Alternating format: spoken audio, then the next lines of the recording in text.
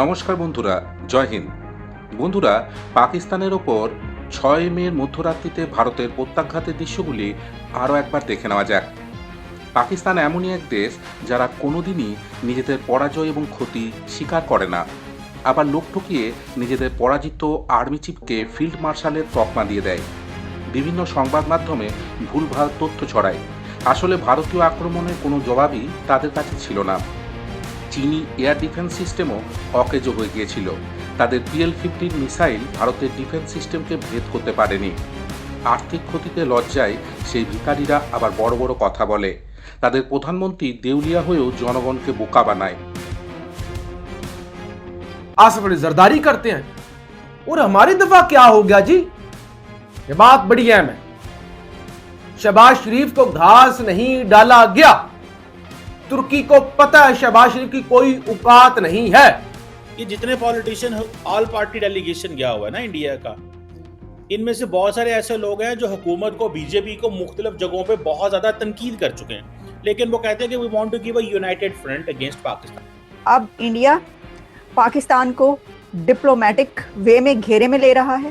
तो पिक्चर बाकी है, अभी तो कुछ हुआ ही नहीं है और पाकिस्तान अभी से कहने लगा है हम रुक जाएंगे यदि भारत ऑपरेशंस बंद कर दे। जी हाँ, तो ब्लूमबर्ग में इंटरव्यू देते हुए पाकिस्तान के डिफेंस मिनिस्टर ने ये कहा है कि अगर इंडिया अब रुक जाए और कोई और एक्शन ना ले तो हम कुछ नहीं करेंगे। पाकिस्तान का क्या गया, कुछ भी नहीं। हमारे तो 26 लोगों की कैजुअलिटी हमारे लिए तो ये रोजाना की बात है।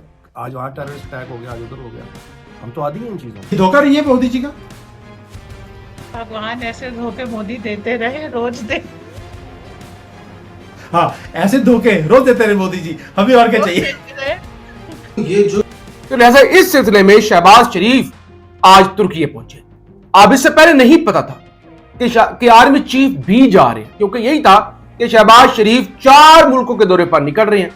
वो तो अचानक जब तैयब उर्दगान के साथ तस्वीर आई आर्मी चीफ की, उससे पता चला। मैं हैरान रह गया कि ऐसे कैसे हो सकता है कि शहबाज शरीफ जब तुर्की पहुंची है ना, उनका इस्तकबाल पता किसने किया है?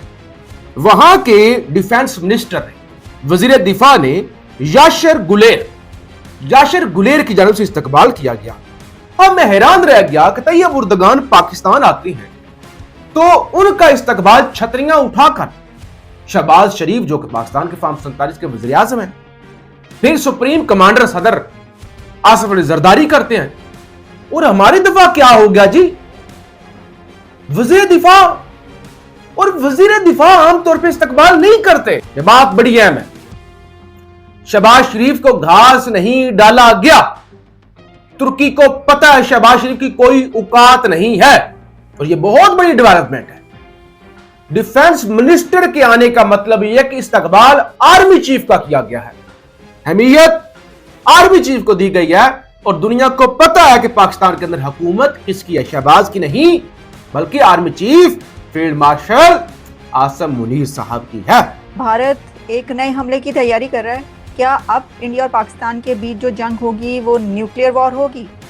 और क्या अब इंडिया पाकिस्तान को डिप्लोमेटिक वे में घेरे में ले रहा है? और क्या पाकिस्तान के पास चाइना से ज़्यादा सुपीरियर टेक्नोलॉजी है? इस सब पर बात करेंगे अपने आज के शो में। चलिए स्टार्ट करते हैं। सबसे पहले ये कि जो मैंने ये कहा कि क्या इंडिया पाकिस्तान को घेरे में लेने जा रहा है, कैसे कंट्रीज़ को आमादा कर रहा है, कन्विंस कर रहा है कि दहशतगर्दी को नहीं माना जाएगा। अभी तक जिन कंट्रीज़ में ये मिशन पहुंचा है और ये 59 मेंबर्स ऑफ पार्लियामेंट पहुंचे हैं, जो कि 7 डेलीगेट्स हैं, लेकिन 7 डेलीगेशन हैं, लेकिन इन 7 डेलीगेशंस के अलावा इंडिया के external affairs minister doctor Jaishankar भी मुल्कों दौरे पे हैं। 3 कंट्रीज़ के दौरे पर हैं, जिसमें नीदरलैंड भी है। और बात करता है उस कंट्री के फॉरेन मिनिस्टर से, या फिर डिफेंस मिनिस्टर से, या फिर जो थिंक टैंक्स हैं उनसे, और फिर इसी के साथ कुछ और वहाँ की अथॉरिटीज़ से मुलाकातें होती हैं।